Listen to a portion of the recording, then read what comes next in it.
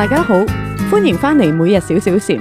我哋每一集都會分享少少禪語同禪嘅智慧，幫你喺忙碌嘅生活揾返平靜同幸福。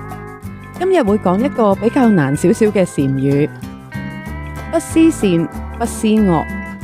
想知點樣喺爭議中保持冷靜？一齊聽落去啊！不思善，不思惡，源於禪宗六祖慧能嘅壇經，教人放下分別心，回復清淨嘅本心。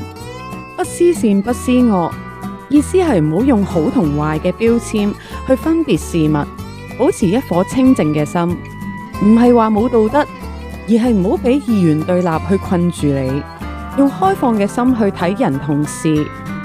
朋友之間好容易因為意見唔同而爭論。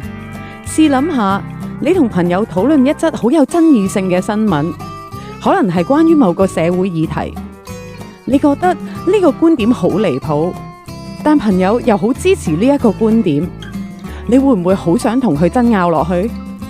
不思善，不思惡教你唔使急住判斷對錯，試下冷靜聆聽朋友嘅觀點，你可能會發現新嘅角度，唔會俾自己嘅先入為主去影響判斷。